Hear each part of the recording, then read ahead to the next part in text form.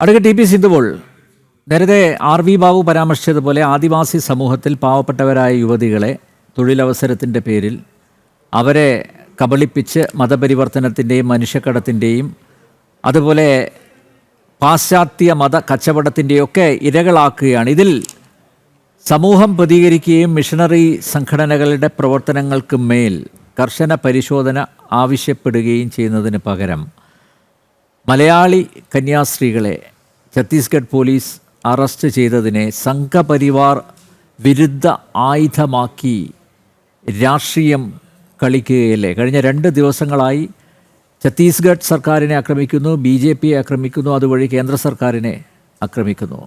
പക്ഷേ ഇതിലെ നിജസ്ഥിതി പരിശോധിക്കേണ്ടതല്ലേ? നോക്കൂ, നിയമം എല്ലാവർക്കും തുല്യമാണ്, നിയമം എല്ലാവർക്കും ആപ്ലിക്കബിളാണ്.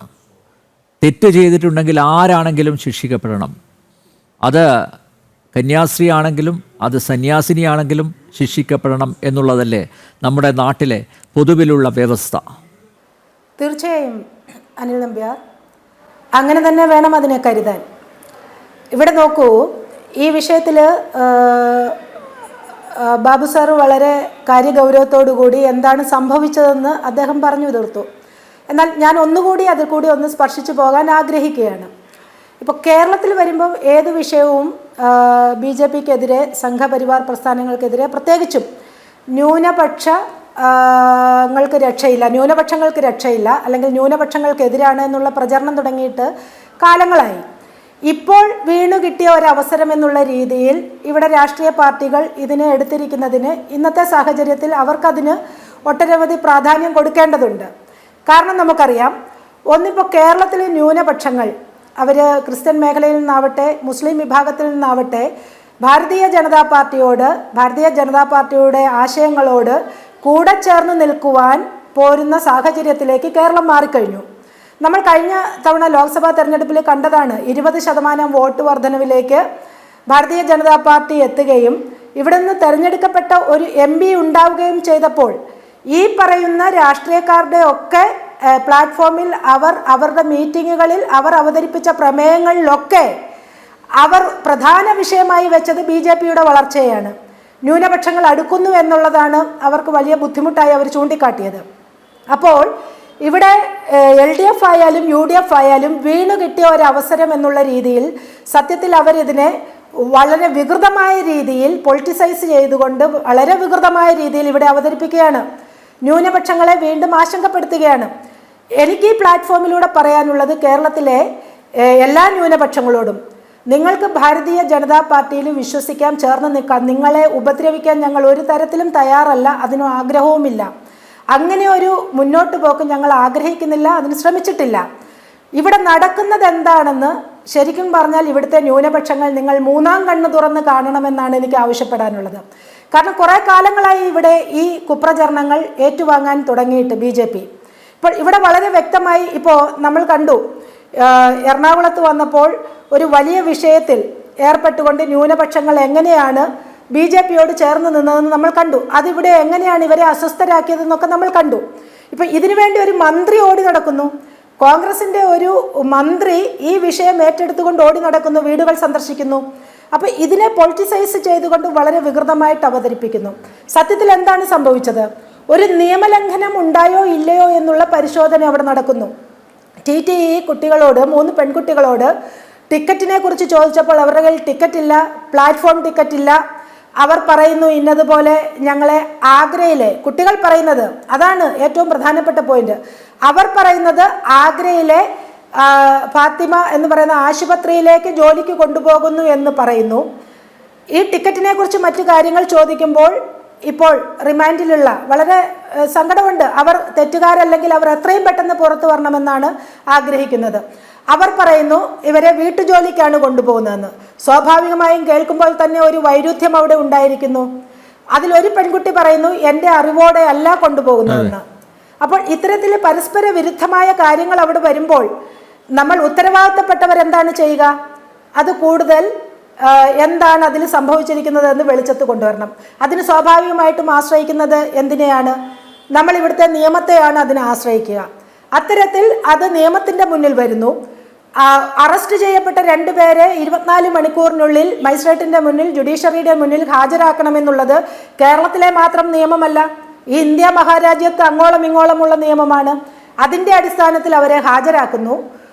ജുഡീഷ്യൽ കസ്റ്റഡിയിൽ വിടാനായിട്ട് മജിസ്ട്രേറ്റിന്റെ മുന്നിൽ ഹാജരാക്കുമ്പോൾ അവരെ റിമാൻഡിലേക്ക്, ജുഡീഷ്യൽ കസ്റ്റഡിയിലേക്ക് വിടാൻ പറയുന്നത് ഒരു കോടതി അത് പറയുമ്പോൾ കോടതിയുടെ മുന്നിൽ വ്യക്തമായ രേഖകളോ കാര്യങ്ങളോ സംസാരിക്കാതെ, തെളിവുകൾ സംസാരിക്കാതെ ഒരു ജഡ്ജോ മജിസ്ട്രേറ്റോ അത്തരം കാര്യങ്ങളിൽ തീരുമാനമെടുക്കില്ല എന്ന് ചിന്തിക്കാനുള്ള സ്വാഭാവികമായ ഒരു ബുദ്ധിയെങ്കിലും ഇവിടുത്തെ ഈ രാഷ്ട്രീയം പറയുന്ന ഇതിനെ വികൃതമാക്കുന്ന LDFകാർക്കും UDFകാർക്കും ഉണ്ടാവേണ്ടേ എന്നാണ് നമ്മൾ ചോദിക്കുന്നത്. മറ്റൊന്ന്, ഈ പെൺകുട്ടികൾ വന്നിരിക്കുന്ന സ്ഥലം നാരായൺപൂർ, ഛത്തീസ്ഗഡിലെ നാരായൺപൂരിലെ അബൂജ്മാഡിൽ നിന്നാണ്. അബൂജ്മാഡ് എന്ന് കേൾക്കുമ്പോൾ നമ്മൾക്ക് എല്ലാവർക്കും അറിയാം, ഏതാണ്ട് 4000 അടി വിസ്തൃതിയിൽ കിടക്കുന്ന നിബിഡ വനങ്ങളോട് ചേർന്ന ഒരു പ്രദേശം, ഏറ്റവും കൂടുതൽ മാവോയിസ്റ്റുകളെ വേട്ടയാടപ്പെട്ട അല്ലെങ്കിൽ മാവോയിസ്റ്റുകൾ ഉണ്ട് എന്ന് കരുതുന്ന, ഇവിടുത്തെ സൈന്യം ഉൾപ്പെടെ അധികാരികൾ ഉൾപ്പെടെ നിതാന്ത ജാഗ്രത പുലർത്തുന്ന ഒരു സ്ഥലം, അതാണ് അബൂജ്മാഡ്. ഏതാണ്ട് ഗോവയുടെ അത്രയും വലിപ്പം വരും. ഗോവ എന്ന് പറയുന്ന ഒരു സ്റ്റേറ്റിന്റെ അത്രയും വലിപ്പം വരുന്ന ഒരു സ്ഥലത്തു നിന്നാണ് ഈ 3 പെൺകുട്ടികൾ ഇവിടെ പരിഭ്രാന്തരായി എത്തുകയും പരസ്പര വിരുദ്ധമായി കാര്യങ്ങൾ പറയുകയും എൻ്റെ സാന്നിധ്യത്തിലല്ല, എൻ്റെ അറിവോടെ അല്ല ഞാൻ വന്നിട്ടുള്ളതെന്ന് പറയുകയും ചെയ്യുമ്പോൾ അത് സ്വാഭാവികമായി ഒരു നിയമത്തിൻ്റെ മുന്നിലേക്ക് എത്തുമെന്നുള്ള കാര്യത്തിൽ ഇപ്പോൾ കേരളത്തിലാണെങ്കിൽ ഇതല്ലേ സംഭവിക്കുക. അപ്പം ഇവിടെ ഒരു പള്ളിയിൽ പോകുന്ന മുസൽമാനായാലും മുല്ലാക്കയായാലും ഇപ്പോൾ ഇവിടെ ഇത്തരത്തിൽ ചാരിറ്റി ചെയ്യുന്ന ഒരു തർക്കവുമില്ല. ഈ ന്യൂനപക്ഷ വിഭാഗം ഇന്ത്യ മഹാരാജ്യത്ത് ചെയ്യുന്ന ചാരിറ്റിയെക്കുറിച്ച് ഞങ്ങൾക്കാർക്കും സംശയമില്ല. വളരെയധികം കാര്യങ്ങൾ എനിക്ക് തോന്നുന്നു വിദ്യാഭ്യാസം ഉൾപ്പെടെ ആരോഗ്യ മേഖല ഉൾപ്പെടെ ഒരുപാട് കോൺട്രിബ്യൂട്ട് ചെയ്ത് ഇവിടുത്തെ ജനങ്ങളുടെ കൈപിടിച്ചുയർത്തിയ ജീവിത നിലവാരം ഉയർത്തിയ ഒരു ന്യൂനപക്ഷം തന്നെയാണ് ക്രിസ്ത്യൻ വിഭാഗം. അതിൽ ഞങ്ങൾക്കാർക്കും സംശയമില്ല, അതിനോട് ചേർന്ന് തന്നെയാണ് നിൽക്കുന്നത്. പക്ഷേ ഇവിടെ ഇത്തരത്തിൽ നിയമം എല്ലാവർക്കും ഒരുപോലെയാണ്. ഇപ്പോൾ ഒരു ഹിന്ദു സന്യാസിയായാലും നിയമം എല്ലാവർക്കും ഒരുപോലെയാണ്. ഇവിടെ എൻ്റെ ഒരു സഹോദരൻ സംസാരിച്ചു, ഏതാണ്ട് 4316 അക്രമങ്ങളെക്കുറിച്ച് സംസാരിച്ചു. അദ്ദേഹം ഇവിടെ കോൺഗ്രസ് ഗവൺമെൻറ് ഇരുന്ന കാലം തൊട്ടുള്ള കണക്കുകൾ പറയണം, എല്ലാം പറയണം. ഈ കാലഘട്ടത്തിലൊക്കെ ഒരു വിഭാഗത്തിന് മേലെ മാത്രമല്ല സർ, ഇവിടെ ഹിന്ദുക്കൾക്കെതിരെയും മറ്റ് ന്യൂനപക്ഷങ്ങൾക്കെതിരെയും സിഖുകാർക്കെതിരെയും ഒക്കെ നടന്ന അക്രമങ്ങളെക്കുറിച്ച് നിങ്ങൾ സംസാരിക്കാൻ തയ്യാറാവണം. ഒരു വിഷയമുണ്ടാകുമ്പോൾ അതിനെ ഏകപക്ഷീയമായിട്ട് മാത്രം സംസാരിച്ചു പോകാതെ, പ്രത്യേകിച്ചും അത് BJP ഭരിക്കുന്ന ഒരു സംസ്ഥാനത്താകുമ്പോൾ അത് BJP ആണെന്ന് വരുത്തി തീർക്കുന്ന കേരളത്തിലെ രാഷ്ട്രീയ നിലപാടുകൾക്ക് കൂട്ടുപിടിക്കാതെ നിങ്ങൾ സ്വതന്ത്രമായി ചിന്തിക്കുകയും പറയുകയും ചെയ്യണമെന്നാണ് ഞങ്ങൾ ആഗ്രഹിക്കുന്നത്. അങ്ങനെ ചെയ്യാൻ തയ്യാറായാൽ ഇവിടെ ഇപ്പോൾ ഭാരതീയ ജനതാ പാർട്ടിയുടെ സംസ്ഥാന ജനറൽ സെക്രട്ടറി അനൂപ് ആന്റണി അങ്ങോട്ടേക്ക് പോയിട്ടുണ്ട്. അവിടുത്തെ ഉപമുഖ്യമന്ത്രിയുമായിട്ട് ചർച്ച നടത്തിയിട്ടുണ്ട്. ഇതിൽ ഇവർ തെറ്റുകാരല്ല എന്നുള്ളത് വെളിവായാൽ വളരെ വ്യക്തമായിട്ട് ഭാരതീയ ജനതാ പാർട്ടി ഇവരുടെ മോചനത്തിനായി ഇവരുടെ കൂടെ അവിടെ ഉണ്ടാകുമെന്നുള്ള കാര്യത്തിൽ സംശയമില്ല. ഞങ്ങളത് പല ആവർത്തി പറഞ്ഞു കഴിഞ്ഞു. അപ്പോൾ ഇവിടെ ഈ വിഷം തുപ്പുന്ന ഈ രാഷ്ട്രീയ കേരളത്തിലാണ് ഇത് ഏറ്റവും കൂടുതൽ ഇത്തരത്തിലൊരു മേക്കിംഗ് നടക്കുന്നത്. നമ്മൾ കാണണം, വേറൊരു സംസ്ഥാനത്തുമില്ല. കേരളത്തിലെത്തുമ്പോഴാണ് ഇത്രയും കൂടുതൽ കഥകളും നുണക്കഥകളും ഉപകഥകളും ഒക്കെ ആയിട്ട് ഈ രാഷ്ട്രീയക്കാർ LDFും UDFും രംഗത്ത് വരുന്നത്.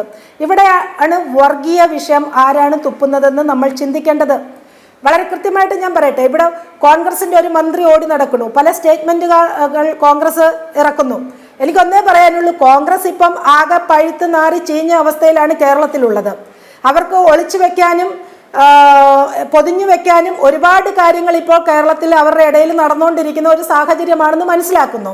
അപ്പോൾ വീണ് കിട്ടിയ ഒരവസരത്തെ ഉപയോഗിക്കുക, ഇതിൽ നിന്നൊക്കെ രക്ഷപ്പെടാൻ എന്നുള്ള ഒരു മുഖംമൂടിയാണ് VD സതീശൻ്റെ പാർട്ടി ഇപ്പോൾ ഏറ്റെടുത്തിരിക്കുന്ന നിലപാട്. മറ്റൊന്ന് ചോദിക്കട്ടെ, ഈ കോൺഗ്രസ്സുകാർ ഇത്രയും പറയുന്നുണ്ടല്ലോ, ഏതാണ്ട് 75 വർഷക്കാലമായി ഗാന്ധിജിയെ കൊന്നത് RSSകാരാണെന്ന് പാടി നടന്ന കൂട്ടരാണിവർ. ഈ 75 വർഷത്തിനിപ്പുറം ഏതാണ്ട് 40 വർഷത്തോളമായി കോൺഗ്രസ് ആ ഗാന്ധിജിയുടെ മണ്ണിൽ വിജയിച്ചിട്ട് നമ്മൾ കണ്ടുകൊണ്ടിരിക്കുകയല്ലേ. എത്രയോ നുണപ്രചാരണങ്ങളാണ് അവർ നടത്തി വന്നിരുന്നത്. അതുപോലെ തന്നെ ഇങ്ങോട്ട് പോന്നു കഴിഞ്ഞാൽ ഈ ഛത്തീസ്ഗഡിൽ അവർക്ക് കിട്ടിയത് കേവലം 1 സീറ്റല്ലേ. അവിടെ ന്യൂനപക്ഷങ്ങൾ പീഡിപ്പിക്കപ്പെടുന്നു, ഭാരതീയ ജനതാ പാർട്ടിയാൽ അല്ല സംഘപ്രസ്ഥാനങ്ങളാൽ പീഡിപ്പിക്കപ്പെടുന്നു എന്ന് പറയുമ്പോൾ അവിടുത്തെ ജനങ്ങൾ ആരോടൊപ്പമാണ് നിന്നത്? ഇന്ന് അവിടെ ഭരിക്കുന്നത് ആരാണ്? അപ്പോൾ ഇവർ ഈ കേരളത്തിലിരുന്ന് പറയുന്നതൊന്നുമല്ല വാസ്തവം. കേരളത്തിൽ അവർ തെറ്റിദ്ധാരണ ഉണ്ടാക്കാനായിട്ട് വളരെ ശ്രമകരമായ പ്രവർത്തനങ്ങളുമായി മുന്നോട്ട് പോവുകയാണ്. കോൺഗ്രസിനെ സംബന്ധിച്ച് ഇപ്പം മധ്യപ്രദേശിലായാലും ഛത്തീസ്ഗഡിലായാലും നോർത്ത് ഈസ്റ്റേൺ സ്റ്റേറ്റിലൊക്കെ ആയാലും പിടിവള്ളി നഷ്ടപ്പെട്ട് ആകെ കുഴഞ്ഞു മറിഞ്ഞു കിടക്കുന്ന ഒരു പരുവത്തിൽ ഇപ്പം ഇങ്ങ് കേരളത്തിൽ വന്നാൽ ഇവിടെയും ആകെ നാണം കെട്ട് മുന്നോട്ട് പോകുന്ന ഒരവസ്ഥയിൽ അവർക്ക് പിടിച്ചു നിൽക്കുവാനുള്ള ഒരു കച്ചിത്തുരുമ്പായി ഇത്തരം വിഷയങ്ങളെ അവർ എടുത്ത് ഈ ന്യൂനപക്ഷങ്ങളുടെ ഇടയിലേക്ക് എടുക്കുന്നു എന്ന സങ്കടകരമായ അവസ്ഥയാണ്. തെറ്റിദ്ധരിപ്പിക്കുന്നു ജനങ്ങളെ. ഇത് നമ്മൾ പറഞ്ഞു ബോധിപ്പിച്ചു വരുമ്പോഴത്തേക്കും അതിന് മുന്നേ അവർ വർഗീയ വിഷം കുത്തിവെച്ച് തെറ്റിദ്ധരിപ്പിക്കുന്നു. ഈ രാഷ്ട്രീയ പാർട്ടിയുടെ നിലപാടുകൾ UDF അതുപോലെ തന്നെ LDF ഒട്ടും പുറകിലല്ല. LDF മൂന്നാമതും അധികാരത്തിൽ വരാനായിട്ട് നെട്ടോട്ടം ഓടുകയാണ്. പക്ഷെ നമ്മൾ കണ്ടു ഇവിടെ അവരുടെ സംവിധാനങ്ങളെല്ലാം ചരിഞ്ഞുകൊണ്ടിരിക്കുകയാണ്, മേൽക്കൂര മൊത്തം പൊളിഞ്ഞു വീണിരിക്കുകയാണ്. അവിടെ എങ്ങനെ രക്ഷപ്പെടാനായിട്ട് അവിടെ ഇവർക്കെല്ലാം നടുവിൽ നിന്ന് നട്ടലോടുകൂടി മുന്നോട്ട് പോകുന്ന ഒരു പ്രസ്ഥാനം ഇന്ന് ഭാരതീയ ജനതാ പാർട്ടിയാണ്. കേരളത്തിൽ ഈ വർഗീയ വിദ്വേഷമല്ല, നിലമ്പൂരിൽ ഉൾപ്പെടെ ഞങ്ങൾ പറഞ്ഞത് വികസനമാണ്. ആ വികസനം എങ്ങനെ കൊണ്ടുവരാമെന്ന് കാണിക്കുവാൻ പ്രാപ്തിയുള്ള ഒരു പാർട്ടിയായി ഇന്ന് BJP കേരളത്തിൽ ഉൾപ്പെടെ മാറിക്കഴിഞ്ഞു. ഇതൊക്കെ മനസ്സിലാക്കുന്ന LDFകാരും UDFകാരും സ്വാഭാവികമായിട്ടും ഈ വിഷയത്തെ പൊളിറ്റിസൈസ് ചെയ്ത് അവതരിപ്പിക്കുന്നു എന്നുള്ളതിൽ കവിഞ്ഞ് BJPയോ ഭാരതീയ ജനതാ പാർട്ടി ഈവൻ കേന്ദ്ര ഭരണം പോലും അവർക്ക് നീതി ഉറപ്പാക്കണമെങ്കിൽ അവരോടൊപ്പം ഉണ്ടാകുമെന്നുള്ള കാര്യത്തിൽ യാതൊരു സംശയവുമില്ല.